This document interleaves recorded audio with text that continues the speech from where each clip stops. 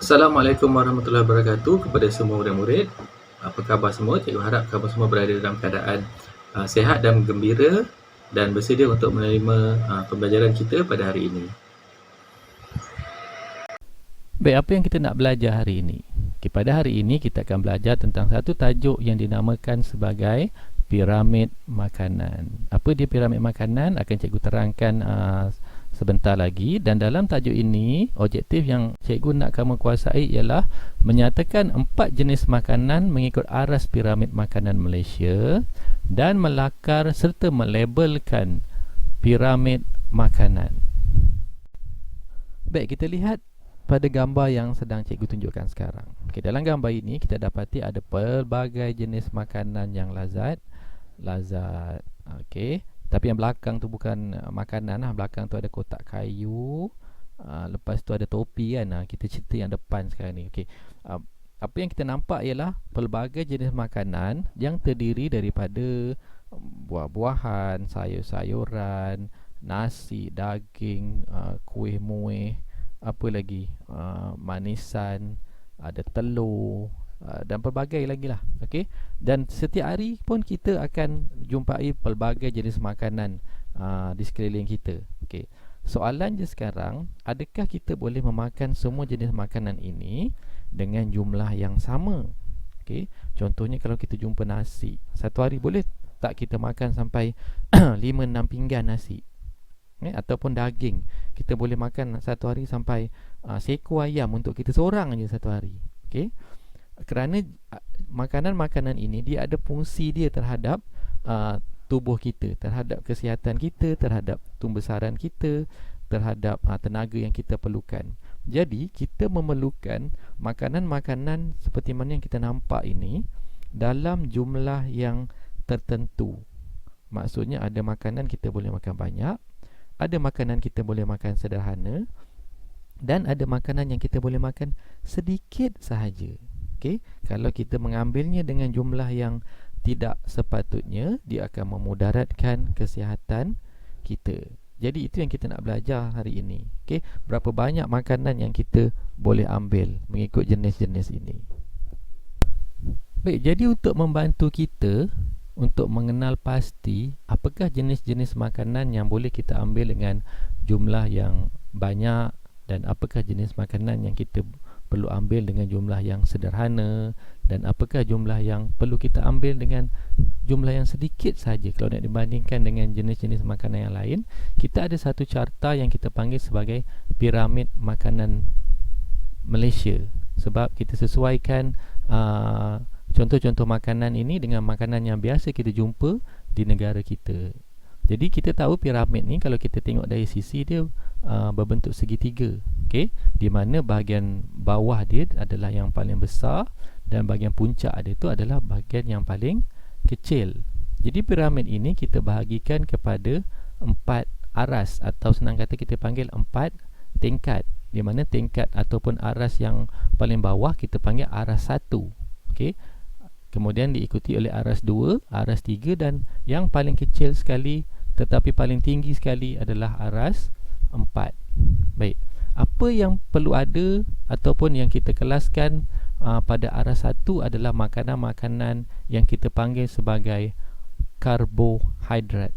Okey, makanan-makanan ini terdiri daripada roti contohnya, nasi, mi, kekacang, bijirin, okey, oat dan sebagainya. Di mana makanan-makanan ini perlu kita ambil dengan jumlah yang secukupnya. Dan kalau kita tengok dalam piramid ini, kita boleh ambil dia dengan jumlah yang lebih banyak kalau nak dibandingkan dengan makanan-makanan pada aras 2, 3 dan 4. Okay. Kenapa kita kena ambil makanan ini dengan secukupnya ataupun agak lebih banyak sedikit? Okay, kerana makanan-makanan ini yang memberikan kita tenaga. Contohnya pada waktu pagi. Okay, waktu pagi adalah hari untuk kita memulakan aktiviti kita sepanjang hari tersebut dan kita perlukan tenaga, betul? Jadi bila kita perlukan tenaga, kita perlu mengambil makanan-makanan yang macam ni lah. Okey, supaya kita dapat melakukan pelbagai aktiviti sepanjang hari sehinggalah malam. Okey, jadi makanan ini perlu kita ambil dengan jumlah yang secukupnya dan tidak juga berlebih-lebihan sangat. Kerana karbohidrat ini kalau kita tak gunakan dia, kita tak lakukan banyak aktiviti, dia akan tersimpan pula sebagai lemak dan mengakibatkan berat badan kita menjadi berlebihan. Jadi aras yang pertama yang perlu kita ambil secukupnya, cikgu ulang balik, adalah dari kumpulan karbohidrat. Baik, untuk makanan pada aras yang kedua, ia merupakan makanan dalam kelas vitamin dan juga mineral. Makanan ini merupakan sumber serat, vitamin dan juga mineral, di mana ia membantu dalam penghadaman. Kalau kita ingat pada tahun 3, kita perlu memakan buah-buahan sebagai pelawas. Pelawas ni adalah untuk melancarkan proses penyah tinjaan kita, ataupun senang kata kita memudahkan kita membuang air besar. Contohnya macam pisang dan juga betik. Selain itu juga dia membantu kita menjalankan fungsi organ kita dengan lebih sempurna dan juga meningkatkan ketahanan badan. Contohnya kalau kita makan limau, dia mengandungi vitamin C yang memberikan imun atau pertahanan pada badan kita dan mengelakkan kita dari senang mendapat jangkitan demam. Selain itu, contohnya macam lobak, ia membekalkan vitamin A pada kita untuk mengelakkan kita daripada cepat rabun. Kemudian beberapa jenis buah-buahan macam apple yang menyebabkan kulit kita tu nampak lebih segar dan mengelakkan daripada kekeringan. Begitu juga dengan sayur-sayuran pun sama juga. Ia memberikan imuniti ataupun pertahanan yang lebih baik kepada kita. Jadi sebab itu kalau kita tak nak selalu demam, kita kena banyak makan makanan daripada sayur-sayuran dan buah-buahan ini. Jadi makanan pada aras kedua ini sangat penting untuk mengekalkan kesihatan kita dan memudahkan kita menjalankan proses-proses tertentu. Baik, makanan pada aras yang ketiga, yang merupakan sumber protein dan kita kenali sebagai protein lah. Yang mana kalau nak dibandingkan dengan aras 1 dan juga aras 2, kita perlu ambil dia dalam jumlah yang sederhana. Walau bagaimanapun, makanan ini sangat penting untuk kita, terutamanya bagi kamu yang sedang membesar, kerana makanan-makanan sedemikian yang terdiri daripada ikan, daging, susu, keju, ayam, udang, ketam, sotong, telur dan sebagainya ini, dia membantu kamu dalam pertumbuhan badan kamu sekarang. Kalau kamu nak cepat besar, inilah dia makanan-makanan yang perlu kamu ambil. Jadi makanan-makanan sedemikian kita tak boleh ambil dia dengan jumlah yang banyak juga, kerana ia juga boleh menyebabkan pertambahan berat badan kita secara tidak terkawal. Contohnya kalau kita makan burger tu daging dia banyak kan. Jadi kalau kita ambil dia setiap hari, akan cepatlah badan kita menjadi obes ataupun berlebihan berat badan.